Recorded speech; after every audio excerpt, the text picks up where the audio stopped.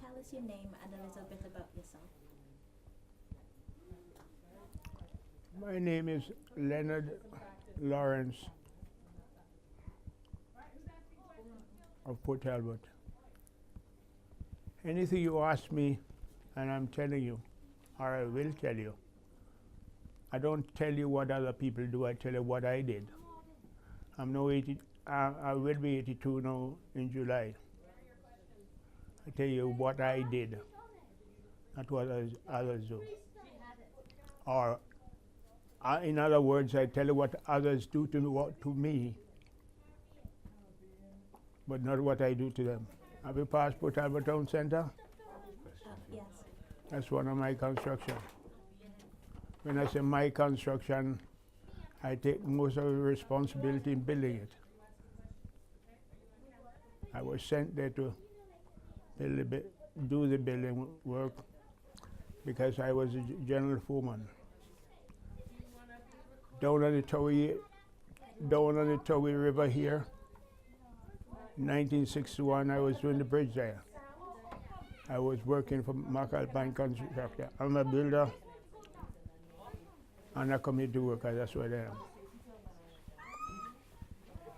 What was the reason you came here?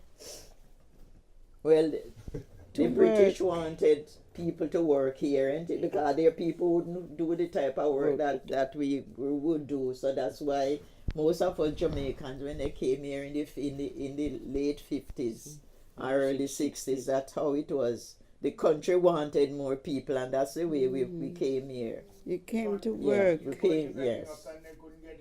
They couldn't get enough people to work, see, so they opened the Caribbean they Islands opened for the Caribbean Islands for the people to come over to work. Because, you know, the British people, they don't want to do this and they don't want to do that. We were part of the Commonwealth. We were part of the Commonwealth. Then, yeah. So it was open for us to come. Yeah. But yet, when we came, we didn't They did not, now you differentiate in just so any they, earth. you know, a lot of them, even now there is prejudice. Yeah. Even now there, and that will never die out. No, and we do Just because the anything. color of our skin, Yes. it will never die out. And we do all the work because we're so accustomed to work in the West Indies for a living that when we came here, we did whatever work was there for us to do, and you will be independent of it. And most of them were jealous of us after a while, because I remember my late husband saying to me that he used to do scaffolding on the buildings, and he had a argument with one lad there one day, and he said to him, "You West Indians, especially Jamaicans, you come here with a suitcase on your back and give you a couple of months, you got big house with a car parked in by the door." They said, "Yes, we Work for it. Work for it. We We worked for it. We didn't sit down and wait for the dole or to give us something. We get out and work in all weathers." So this is the island of Jamaica, and Jamaica is an island in the Caribbean or in the West Indies. And do you know anything at all about Jamaica? It was discovered by Christopher Columbus shortly after he discovered America. And Christopher Columbus was a Portuguese sea captain who was sponsored to go on his travels by the Spanish king and queen at the time. And when he got to Jamaica, he thought it was another part of India. So that's why it's called the West Indies, whereas India is in the east. This is the West Indies. So this is Jamaica. It's got 3 counties: Cornwall, Middlesex and Surrey, which are British names. So a lot of our places are British names. And the place that Christopher Columbus landed was called Discovery Bay. But around that area, there are also some Welsh names, because after the Spanish left the island, the British took over. And there are some Welsh places, like, for example, there's a beach called Cardiff Hall. There's a place called Llandovery, which, of course, we didn't know how to pronounce it, so we never said Llan, we said Llandovery. And there are other places with British names. So that's the island of Jamaica. It's roughly about the size of Wales. What job did you have? We all work in hospital. Do you still work, or are you retired? You're retired now, love. Retired now. For that. Our days are What was life nursing's like gone. working? Huh? And what was life, what was it like working? Well, in the beginning it was a bit hard and we couldn't understand some of the things, and they turned the nose up at us. But after a while, you get used to it and you get, what to expect, and you just fit in, and do what you can, and said, I'm not putting up with that. I used to be, No, I'm not putting up with that. I'm just another human being like yourself, and if you're going to carry on like that, I'm going to report you. So I learned my job as much as I could, and when they start messing me around, I said, you can stop there. I'm not putting up with it. And I walk off, and then I go and report you to the nurse in charge. But whatever I do, I made myself the, what I could say now, of getting to do it to the best of my ability. That if anything goes wrong, they can't come and point a finger and say, Hall, you didn't do it well, or you didn't do it that way. I try to practice what I was taught in the classroom. We have 2 girls, 2 daughters, and we have 4 granddaughters. So I met my husband in 1973, and we got married in 1975. 42 years. Pass that one. See. Huh? Yes, they arrived in 72, and we met in the Christmas of 73. Have you been to Africa or Jamaica before? No, I've never been out of the country. It's a big learning curve. A good learning curve, yes.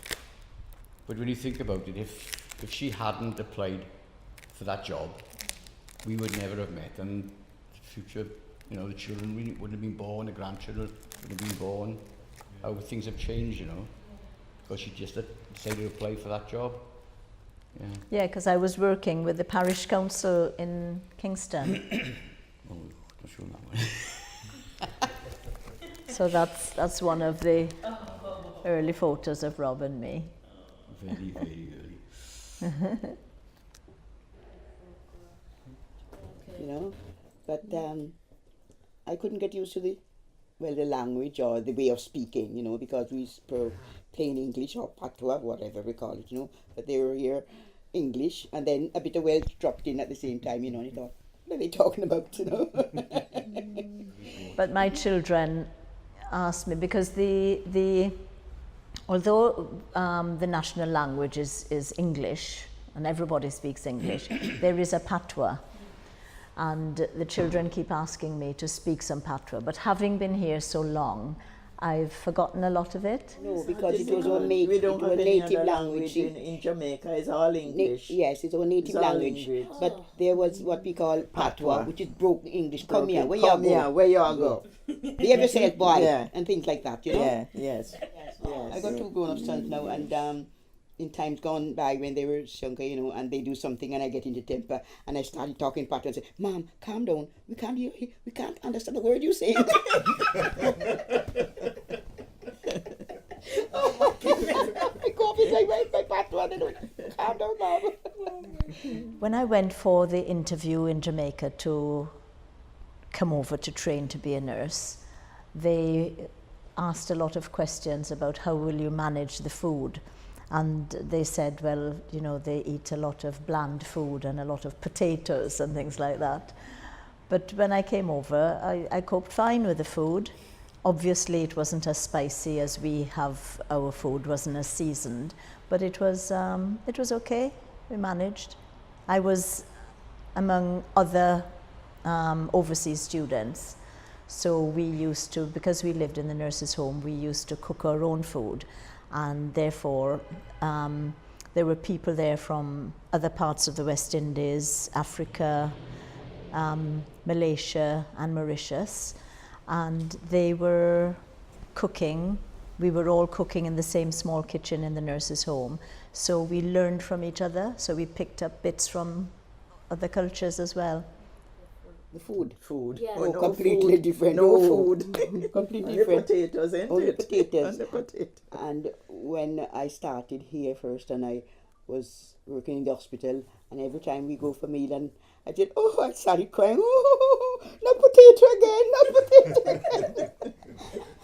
Potato and veg. The elderly used to me. She said, "Well, you left your sunshine to come here. It's your fault." Not potato again. We used to get tin yam in Yes. Donovan. Yes, in the early days. Shop.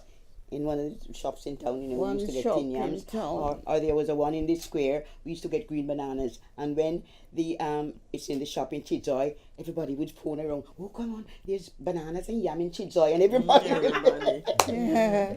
everybody would be there. Like I said earlier, the food, definitely.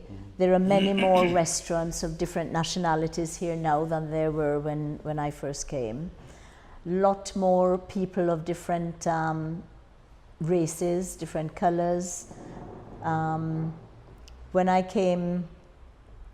used to come to church in Swansea, you didn't see many black people. I wouldn't say the only, but most of the people of different color that you saw were the students at the university. So the culture has changed as well. There's a lot more mixing of the cultures than there were when I first came. I came here in 1961 to do the Tower Bridge. And you walk miles through Swansea. It's only one like me you could find. Couldn't find about one else.